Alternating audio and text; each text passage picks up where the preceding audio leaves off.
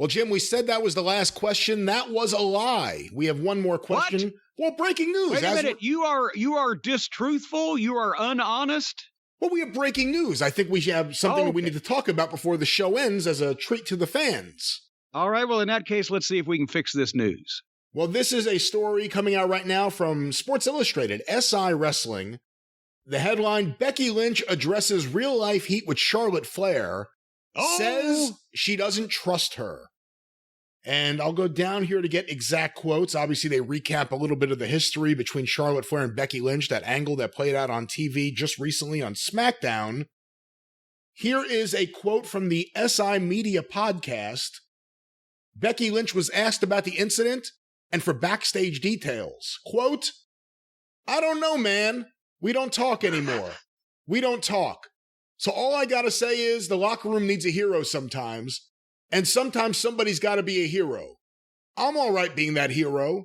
That's what I'll say on the matter. I asked Lynch whether having real-life heat with an opponent makes things more difficult. Oh, 100% more difficult, said Lynch. Yeah, that's the thing. When you've got two people that are wanting to work together to make magic, then you make magic. Sometimes when there's hostility, when you can't trust the person, then you never know what's going to happen. You always have to be on guard. It's like a game of chess. You have to be thinking 2 steps, 3 steps, 4 steps ahead. What are they going to do? How am I going to handle it? If they do this, if they do that, whatever. The business is built on trust and working together. That's the art of it. That's the beauty of it. If I make you look good, you make me look good. It's an art. It's a beautiful art. It's an art I love more than anything. If people don't know how to make that art, then it becomes difficult. What is it again, Brian? It's art. It's beautiful, wonderful, sweet art. It becomes tricky, and you never really get that full potential. But there's intrigue there, too, because we never know. Was this meant to happen? Was that not meant to happen? What's going to go down? There's interest in both ways. One way, it's the beautiful, pure art of pro wrestling. The other way is a bit of a shit show. So we'll see what happens. Before I go any further, any comments on these? We'll see what happens. She didn't say anything, really. In 20 paragraphs there, she said basically, if you don't trust your opponent, it is not going to be as good. And that is true. I disagree with you'd want to be best friends with your opponent. That works sometimes. It works usually. When you're working with your best friend, you know all each other's shit and you blah, blah, blah. But what used to give, again, top programs the edge, if it's in the middle of the card or underneath, nobody gives a shit anyway. But what gave top programs the edge is when guys didn't like each other personally, but respected each other professionally. Jerry Lawler and Bill Dundee.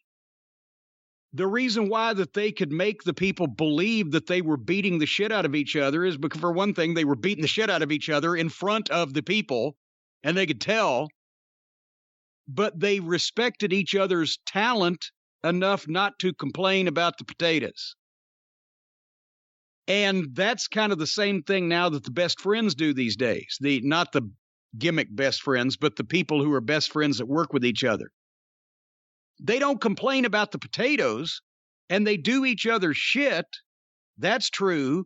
But there's also no believable, palpable edge of dislike where you can say, I believe those guys don't like each other, which is what guys in the territory days did and used that. They disliked each other personally, but they respected each other professionally, so they weren't going to take liberties. They weren't going to stink the place out.